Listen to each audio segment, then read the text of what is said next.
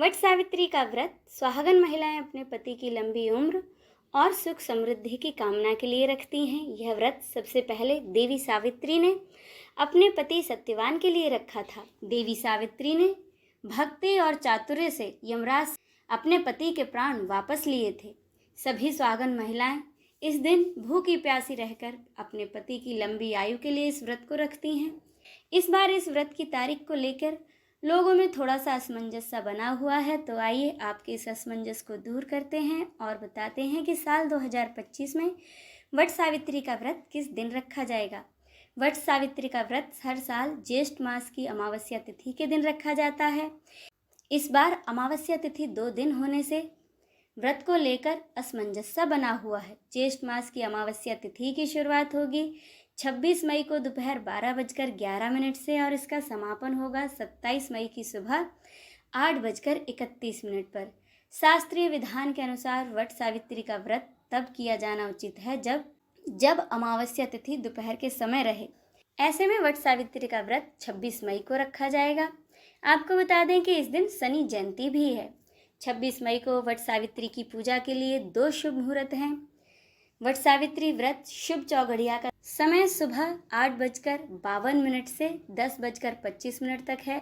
अभिजीत मुहूर्त सुबह 11:51 से 12:46 तक है। इसके बाद पूजा के लिए दोपहर में 3:45 से 5:28 तक एक मुहूर्त है। इन 3 शुभ मुहूर्त में पूजा करना अत्यंत ही विशेष फलदायी साबित होगा। साल में 2 बार आता है वट सावित्री का व्रत। देश के अलग अलग हिस्सों में वट सावित्री का व्रत अलग अलग तिथि पर किया जाता है। उत्तर भारत में वट सावित्री का व्रत ज्येष्ठ अमावस्या के दिन मनाया जाता है, जबकि महाराष्ट्र और दक्षिण भारत में यह व्रत ज्येष्ठ पूर्णिमा को मनाया जाता है, जो कि इस बार 10 जून को है। वट सावित्री व्रत पतिव्रता धर्म का प्रतीक माना जाता है। सत्यवान सावित्री की कथा में यह वर्णन है कि देवी सावित्री ने कठोर व्रत, तप और साहस के बल पर अपने मृत पति सत्यवान को पुनर्जीवन दिलाया था। तभी से यह दिन नारी शक्ति, प्रेम, धैर्य और समर्पण का प्रतीक बन गया है और तभी से सभी सुहागन महिलाएं अपने पति की लंबी आयु और अपने वैवाहिक जीवन में सुख समृद्धि के लिए इस व्रत को करती हैं। इस दिन वट वृक्ष की पूजा की जाती है। वट वृक्ष को ब्रह्मा, विष्णु और महेश का संयुक्त स्वरूप माना जाता है। वट वृक्ष के नीचे पूजा करने से सभी प्रकार के दोष दूर होते हैं और अखंड सौभाग्य बना रहता है। अब जाने इस दिन की पूजा विधि। इस दिन सुबह जल्दी उठकर स्नान आदि से निवृत्त होने के बाद व्रत का संकल्प लें। महिलाओं को इस दिन मुख्य रूप से लाल या पीले रंग के वस्त्र पहनने चाहिए और एक दुल्हन की तरह 16 श्रृंगार करना चाहिए। इसके बाद शुभ मुहूर्त में वट वृक्ष के पास बैठकर उसका पूजन करें। हल्दी, कुमकुम, अक्षत, मौली, जल, फल और पूजन सामग्री साथ रखें। वट वृक्ष पर कच्चा सूत लपेटें और उसकी 7, 21 या 108 बार परिक्रमा करें। फिर सावित्री सत्यवान की कथा पढ़ें या फिर सुनें और अपने पति की लंबी उम्र के लिए कामना करें और भगवान से आशीर्वाद लें। व्रत पारण व्रत के अगले दिन जल या फलाहार से करें। अब सुने वट सावित्री व्रत कथा। कथा के अनुसार भद्र देश के एक राजा थे जिनका नाम अश्वपति था। भद्र देश के राजा अश्वपति के कोई संतान न थी। उन्होंने संतान प्राप्ति के लिए मंत्रोच्चारण के साथ प्रतिदिन 1 लाख आहुतियाँ दी। 18 वर्षों तक यह क्रम जारी रहा। इसके बाद सावित्री देवी ने प्रकट होकर यह वर दिया कि राजन, तुम्हें एक तेजस्वी कन्या पैदा होगी। सावित्री देवी की कृपा से जन्म लेने के कारण से इस कन्या का नाम सावित्री रखा गया। यह कन्या बहुत ही रूपवान थी।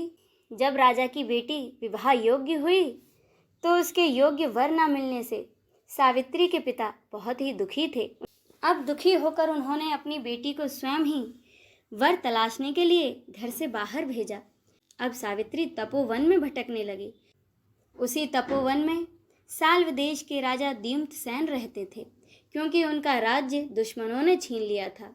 उनके पुत्र का नाम सत्यवान था। सत्यवान को देखकर सावित्री ने अपने पति के रूप में सत्यवान का वरण किया और घर जाकर यह बात अपने पिता को बताई। जब देव ऋषि नारद को इस बात का पता चला तो वह राजा अश्वपति के पास पहुंचे और उनसे कहा कि राजन, यह आप क्या कर रहे हैं? सत्यवान गुणवान है, धर्मात्मा है और बलवान भी है, पर उसकी आयु बहुत छोटी है, वह तो अल्प आयु है। 1 वर्ष बाद ही उसकी मृत्यु हो जाएगी। ऋषिराज नारद की बातें सुनकर राजा अश्वपति घोर चिंता में डूब गए। जब सावित्री ने अपने पिता से इसका कारण पूछा तो राजा ने कहा, पुत्री, तुमने जिस राजकुमार को अपने वर के रूप में चुना है वह अल्प आयु है। अब तो तुम्हें किसी और को ही अपना जीवन साथी बनाना चाहिए। इस पर सावित्री ने कहा, पिताजी, आर्य कन्याएं अपने पति का एक बार ही वरण करती हैं। राजा एक बार ही आज्ञा देता है और पंडित एक बार ही प्रतिज्ञा करते हैं और कन्यादान भी एक बार ही किया जाता है। अब तो सावित्री हट करने लगी और अपने पिता से बोली, पिताश्री, मैं सत्यवान से ही विवाह करूंगी। अब राजा अश्वपति ने मजबूर होकर सावित्री का विवाह सत्यवान से कर दिया। अब सावित्री अपने ससुराल पहुंचते ही सास ससुर की सेवा में लग गई और समय बीतता चला गया। नारद मुनि ने सावित्री को पहले ही सत्यवान की मृत्यु के दिन के बारे में बता दिया था। वह दिन जैसे जैसे करीब आने लगा, सावित्री अधीर होने लगी। उन्होंने 3 दिन पहले से ही उपवास शुरू कर दिया। नारद मुनि द्वारा कथित निश्चित तिथि पर पितरों का पूजन किया।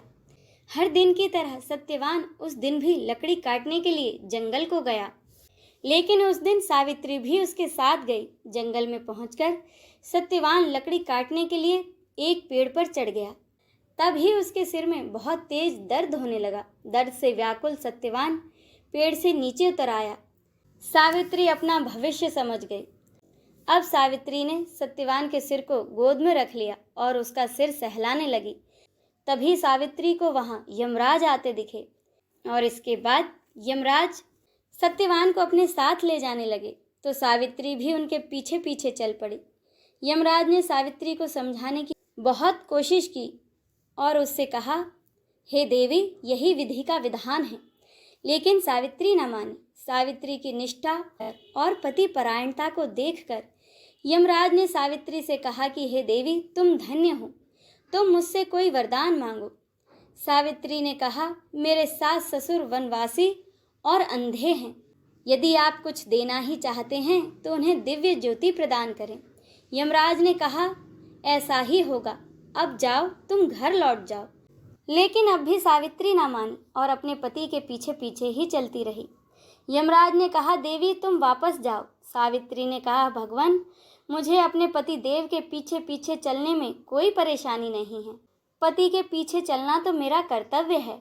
यह सुनकर यमराज ने फिर से उसे एक और वर मांगने के लिए कहा। इस बार सावित्री बोली, मेरे सास ससुर का राज्य छिन गया है। मैं चाहती हूँ उन्हें उनका राज वापस मिल जाए। यमराज ने सावित्री को यह वरदान भी दे दिया और कहा कि अब तुम लौट जाओ। लेकिन सावित्री फिर ना मानी और फिर उसके पति के पीछे पीछे ही चलती रही। यमराज ने सावित्री को तीसरा वर मांगने को कहा। इस पर सावित्री ने 100 संतानों और सौभाग्य का वरदान मांगा। यमराज ने इस वरदान को भी सावित्री को दे दिया। इस वरदान के बाद सावित्री ने यमराज से कहा कि प्रभु, मैं तो एक पतिव्रता स्त्री हूँ और आपने मुझे पुत्रवती होने का आशीर्वाद दिया है, पर प्रभु ये बताइए कि बिना पति के मैं पुत्रवती कैसे हो सकती हूँ। इतना सुनकर यमराज सावित्री पर अति प्रसन्न हुए और उन्होंने सत्यवान के प्राण छोड़ दिए।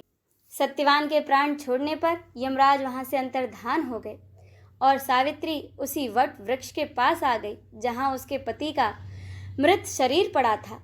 कुछ ही समय में सत्यवान फिर से जीवित हो गया और दोनों खुशी खुशी अपने राज्य की ओर चल पड़े। दोनों जब घर पहुँचे तो देखा माता पिता को दिव्य ज्योति प्राप्त हो गई है। इस प्रकार सावित्री और सत्यवान चिरकाल तक सुख भोगते रहे। अतः पतिव्रता सावित्री के अनुरूप ही प्रथम अपने सास ससुर का उचित पूजन करने के साथ ही अन्य विधियों को प्रारंभ करें। वट सावित्री व्रत करने और इस कथा को सुनने या फिर पढ़ने से उपवासक के वैवाहिक जीवन या जीवन साथी की आयु पर किसी प्रकार का कोई संकट आया भी हो तो वह भी टल जाता है। इसी के साथ यह व्रत कथा संपूर्ण होती है। बोलिए देवी सावित्री की जय। हर हर महादेव।